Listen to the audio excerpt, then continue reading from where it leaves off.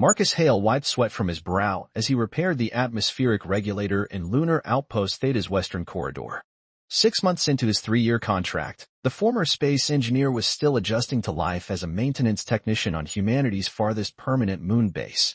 "Marcus, you're needed in Section 12, crackled Director Vance's voice through his calm. Sensors picked up an anomaly beneath the regolith. "Probably just equipment malfunction, but check it out." Marcus sighed, gathering his tools. His doctorate in quantum propulsion hadn't prepared him for glorified plumbing work, but after the Titan orbital disaster that killed 16 people under his watch, this remote assignment was his only option. "Copy that. Heading there now." Section 12 was the newest excavation area, barely mapped and minimally developed.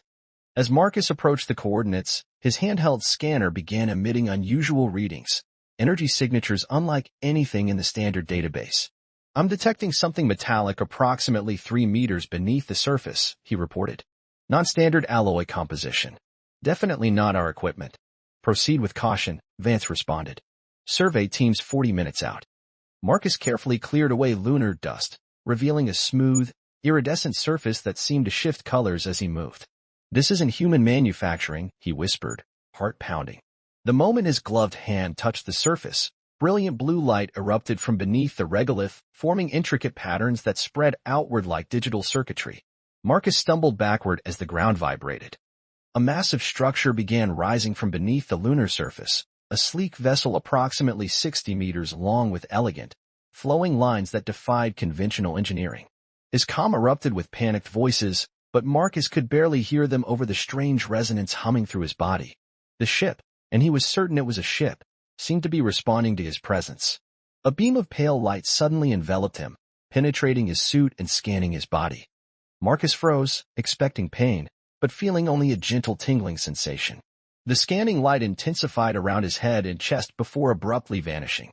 "Genetic authentication confirmed," announced a melodic voice inside his mind. "Descendant of the Guardian Protocol recognized. Activation sequence initiated." Marcus stood transfixed as a portal materialized in the ship's hull. "What is happening?" he managed to ask aloud. "This vessel has awaited a qualified operator for 3,427 standard cycles," the voice continued. "You carry the genetic markers of the sentinel clade. You are authorized to command this vessel." His scientific mind reeled with questions. "What are you? Who built you?" "I am a scout vessel of the Astral Covenant, designation Stellar Whisper. I was stationed in this system to monitor indigenous development and activate upon detection of either a Guardian bloodline or the approach of the Void Swarm." Marcus swallowed hard. "And what exactly is the Void Swarm?" "The primary existential threat to sentient life in this galactic sector." The ship's interior illuminated, revealing corridors that seemed to anticipate his movement. "They have awakened again. Long-range sensors detect their approach toward this system. Estimated arrival, 78 standard days." As Marcus hesitantly stepped inside the vessel, control panels lit up around him, displaying information in an alien language that, impossibly, he could understand.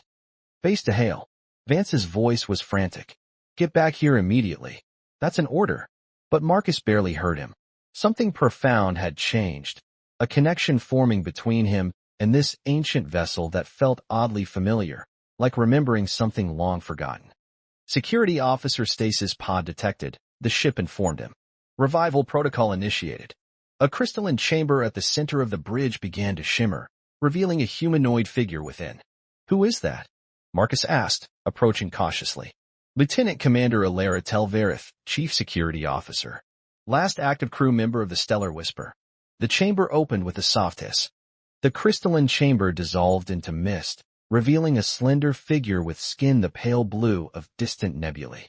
Lieutenant Commander Alara Telverith opened eyes that gleamed like polished silver, immediately assessing her surroundings with military precision. Her gaze locked onto Marcus with alarming intensity. In a fluid motion that belied her centuries in stasis, she vaulted from the chamber and pinned Marcus against the bulkhead, a curved blade materializing in her hand. 3-fingered hands with an extra joint pressed against his throat. "Unauthorized presence detected," she hissed, her voice melodic despite the threat. "Identify your species and purpose." "Human," Marcus choked out. "Marcus Hale." "The ship recognized my DNA." Alara's silver eyes narrowed, her pupils contracting to vertical slits. "Impossible." The Guardian Protocol was lost millennia ago. The ship's ambient voice filled the chamber. Genetic authentication verified, Lieutenant Commander. This being Carrie's sentinel clade markers, designation Alpha 7. Alara released him reluctantly, though the blade remained in her hand. Run comprehensive genetic analysis. As Marcus caught his breath, the ship projected a holographic display of twisting helical structures, his DNA, but highlighted with patterns he'd never seen in any human genome research. These markers are impossible in an evolved species, Alara muttered. They must be engineered. I'm just a maintenance technician, Marcus protested. Until today, I thought we were alone in the universe. Alara circled him, her movements liquid and precise.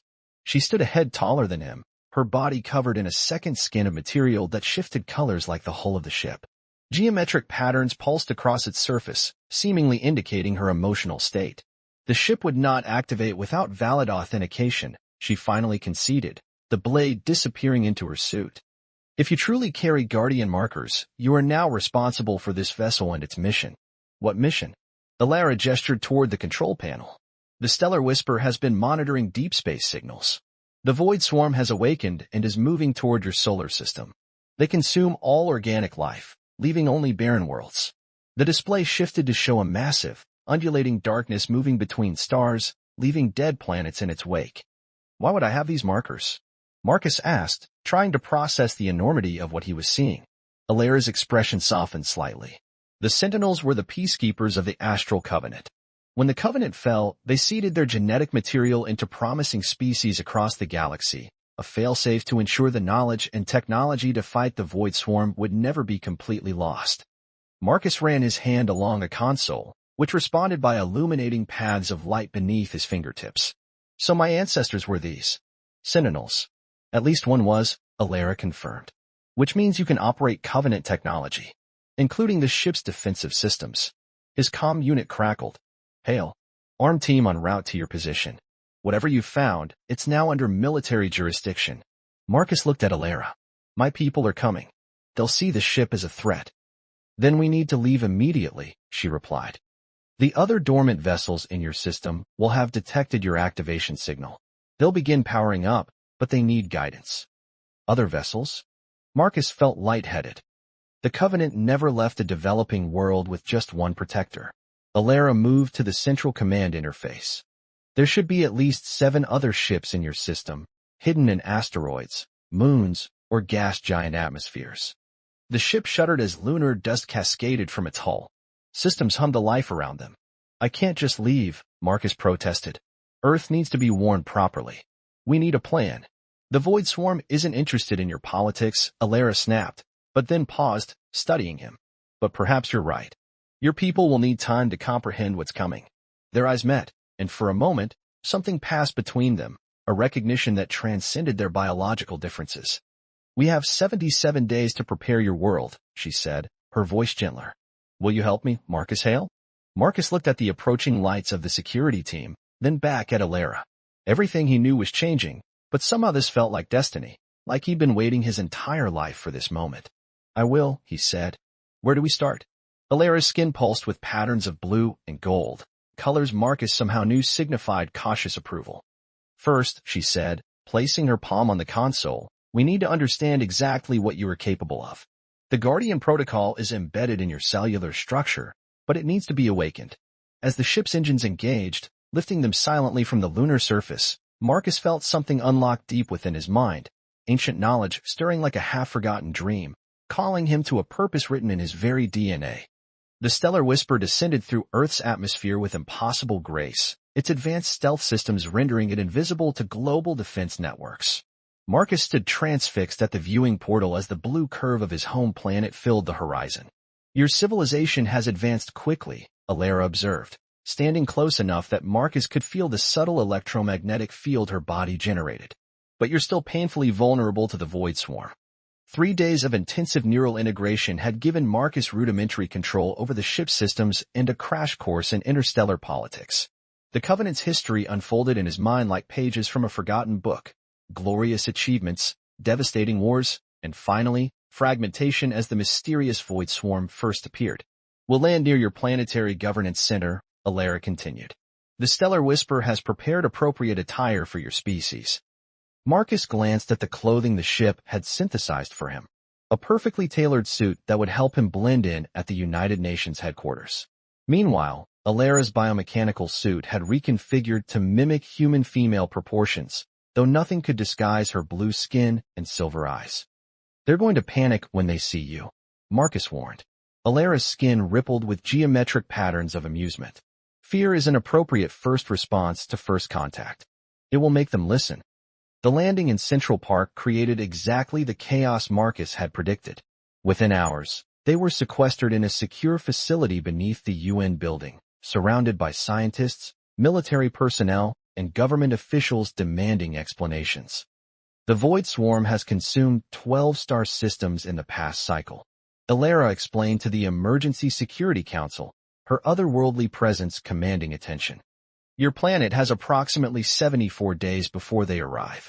Skepticism gave way to horror as she projected visualizations of the swarm, a collective intelligence that spread like living darkness between stars, breaking down organic matter at the molecular level and assimilating it. Why should we trust you? Demanded General Rivera, her eyes narrowed with suspicion. For all we know, you're the advanced scout for an invasion. Before Alera could respond, alarms blared throughout the facility. A harried aide burst into the room. Multiple objects activating throughout the solar system, he reported breathlessly. 7 distinct energy signatures: Jupiter's moon Callisto, the Martian surface, Venus's upper atmosphere, 3 in the asteroid belt, and 1 beneath the Pacific Ocean. Marcus and Alera exchanged glances. The Sentinel vessels, she said quietly. They're responding to your genetic signature broadcasting through the Stellar Whisper. Chaos erupted in the chamber as military leaders demanded immediate action and scientists pleaded for caution. Through the tumult, Marcus felt something strange, a tugging sensation in his mind, as though 7 distant consciousnesses were seeking connection. They need direction, he whispered to Alera.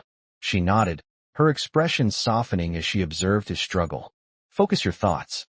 The ships are designed to recognize you. Closing his eyes, Marcus concentrated on the sensation, imagining threads of light extending from his consciousness. Gradually, impressions formed, dormant sentinels awakening, ancient engines humming to life, defensive systems initializing. We await your command, came the collective thought. They're listening to me, Marcus said in astonishment.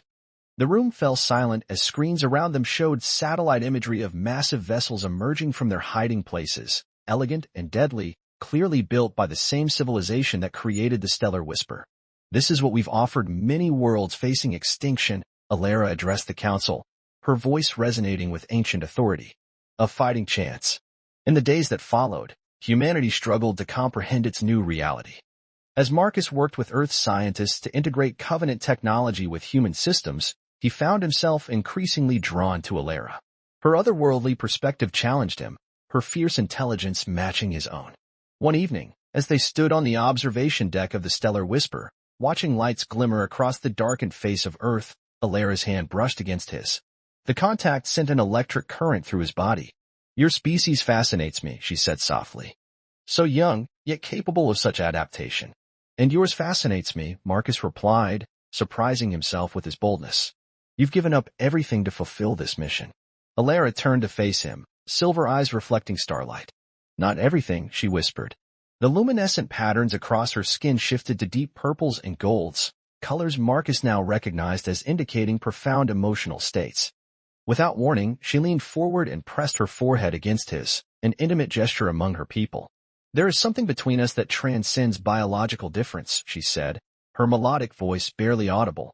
Perhaps it is the shared burden we carry. Marcus felt his heart racing as her 3-fingered hand cupped his cheek. In that moment, with Earth hanging vulnerable in the void and the Void Swarm approaching, an impossible connection formed between 2 beings from worlds separated by unimaginable distances. The ship's alert system shattered the moment, projecting urgent data across the viewing portal. Long-range sensors detect accelerated movement, the ship announced. The Void Swarm has increased velocity. Updated arrival estimate, 39 days. Their time was running out. The command center beneath Mount Cheyenne buzzed with activity as humanity prepared for its first interstellar war. Marcus stood at the central holographic display, coordinating the integration of Earth's defensive satellites with Covenant technology. His connection to the Sentinel vessels had strengthened daily, until now he could feel them as extensions of his own consciousness. The neural interface is accelerating beyond predicted parameters, Dr. Nakamura reported, studying the readouts from Marcus's latest brain scan. The Guardian protocol in your DNA is fully activating. Marcus nodded, unsurprised. Each day brought new abilities, enhanced spatial awareness, intuitive understanding of covenant mathematics, and most strikingly, the capacity to mentally direct the Sentinel fleet with increasing precision. "Where's Alara?" he asked, noticing her absence. "Observatory deck," replied Colonel Winters, who had become the military liaison to their alien visitor. "Said she needed to calibrate something." Marcus found her standing before a massive window overlooking the Rocky Mountains, her silhouette etched against the sunset. She turned as he approached, her expression unreadable. "Your transformation progresses quickly," she said, gesturing to the neural implant now visible at his temple, a crystalline structure that pulsed with the same rhythms as her skin patterns. "I feel like I'm remembering rather than learning," Marcus admitted. "As though this knowledge was always inside me, just waiting." Alara stepped closer, her movements fluid and graceful. "That is precisely what's happening. The Guardian protocol doesn't create new neural pathways, it activates dormant ones embedded in your genetic code thousands of years ago." "By my ancestors?" "By your ancestor," she corrected. Singular. The Sentinel who chose Earth as their protection assignment. Marcus felt a chill. "You know who it was?" Alara's skin rippled with patterns of hesitation. "I suspected since I saw your full genetic signature. Now I'm certain." She touched the implant at his temple, sending cascades of sensation through his nervous system. "You are descended from Commander Tarek Valcheron, my bond partner from 10,000 years ago." The revelation struck Marcus like physical blow. "Your partner? But that would mean, that part of me has been inside you all along," she whispered. "Tarek volunteered to embed himself into your planet's developing life. He believed Earth had potential worth protecting." Understanding dawned on Marcus. "That's why I can control the ship so easily. And why we feel this connection." Alara's eyes gleamed with emotion. "Among my people, the bond resonance transcends physical form and even time. When Tarek chose to become part of humanity's evolutionary path, I chose to wait in stasis, guarding this sector. For 10,000 years? That's a worthy sacrifice for what we believed in," she finished. "And now here you stand, proof that he was right about humanity's potential." The air between them seemed charged with electricity as Alara placed her palm against his chest. Her touch sent images cascading through his mind, memories not his own of ancient worlds, distant stars, and a love that spanned millennia. "I've been alone so long," she whispered, the patterns on her skin shifting to deep crimson and violet, colors of profound longing. "Waiting for the echo of what we once shared." Marcus didn't hesitate. He drew her into his arms, overcome by emotions both ancient and entirely new. Their lips met in a kiss that bridged species and time. Her skin cool against his, the subtle electric field she generated sending waves of pleasure through his body. When they separated, Marcus saw tears like liquid silver tracking down her blue cheeks. "I never thought I would feel this again," she said. The intimacy that followed transcended physical differences, guided by instincts awakening in Marcus's DNA and Alara's millennia of patience. Their bodies found harmony despite their alien anatomies, her additional joints and neural-sensitive skin patterns responding to his touch with luminous displays, his newly enhanced senses perceiving dimensions of pleasure previously unimaginable to human experience. Afterward, as they lay entwined in the observatory's ambient light, Marcus felt a profound shift in his connection to the Sentinel fleet. Through Alara, his control had deepened exponentially. "There's more," she said, reading his thoughts with unsettling accuracy. "The resonance between us has unlocked the final tier of Covenant defense systems." She guided him to the command center, where they projected a hologram of the solar system. 8 Sentinel vessels now orbited strategic points, but a 9th location pulsed deep within Jupiter's atmosphere. "The Covenant's ultimate weapon against the Void Swarm," Alara explained. "A quantum resonance amplifier capable of disrupting their collective consciousness. But it requires 2 synchronized pilots, one with Guardian genetic markers and one with natural Covenant physiology." "Us," Marcus realized. Alara nodded solemnly. "The weapon vessel can only be activated by a quantum-bonded pair. The Covenant designed it this way deliberately, great power controlled by balance between 2 beings." Marcus stared at the pulsing light within Jupiter's swirling clouds. "We were meant to find each other," he said quietly. "Across 10,000 years and unimaginable distance." "Perhaps," Alara replied, taking his hand. The patterns on her skin synchronized with the pulse of his neural implant. "Or perhaps we've simply made meaning from chaos, as all sentient beings do." As the void swarm drew closer, and humanity prepared for its greatest challenge, Marcus and Alara's bond became their greatest weapon, ancient love reborn at the edge of extinction.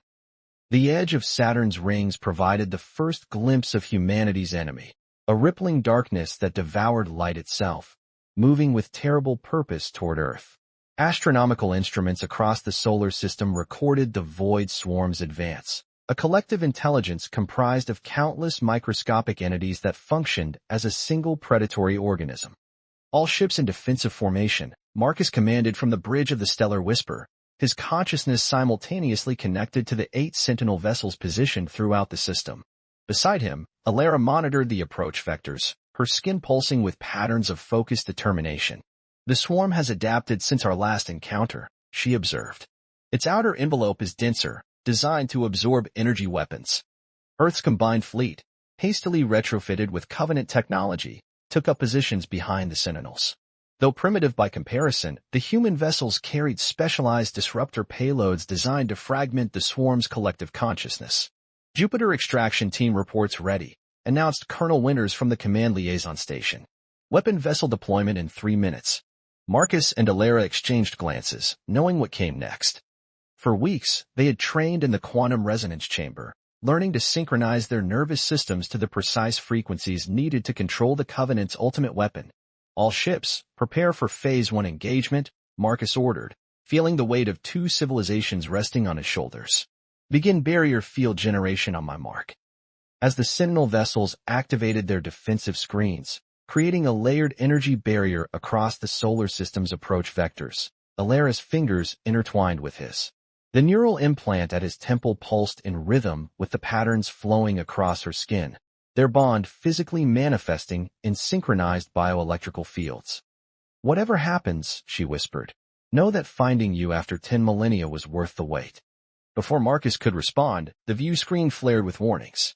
The void swarm accelerated, its leading edge fragmenting into hundreds of smaller tendrils that probed the defensive barrier for weaknesses. "They're testing us," Alara said grimly. The battle erupted with terrible ferocity as the swarm launched its assault.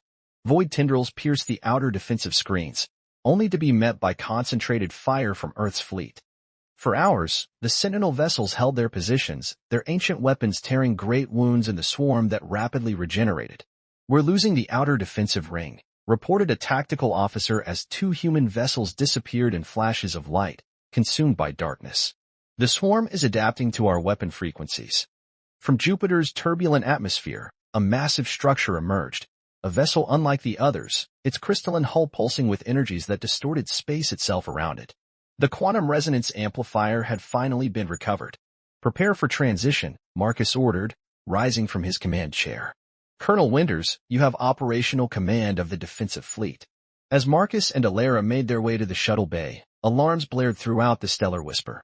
A massive void tendril had broken through, striking the ship's port section. "Hull breach in sectors 7 through 12, the ship reported. Containment fields failing." "Get to the shuttle," Marcus urged Alara, steadying himself against the bulkhead as the ship shuddered. "I'll seal the emergency bulkheads." "Not without you," she insisted, her silver eyes flashing. Together they raced through corridors filling with emergency lighting, the ship's damage control systems working frantically to contain the breach.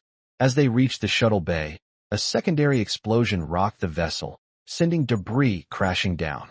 Marcus shoved Alara forward, feeling white-hot pain as a metal strut pinned his leg to the deck. "Go," he shouted. "The amplifier needs you to operate it." "It needs us both," she countered, her strength surprising as she lifted the debris. "The quantum resonance requires our bond."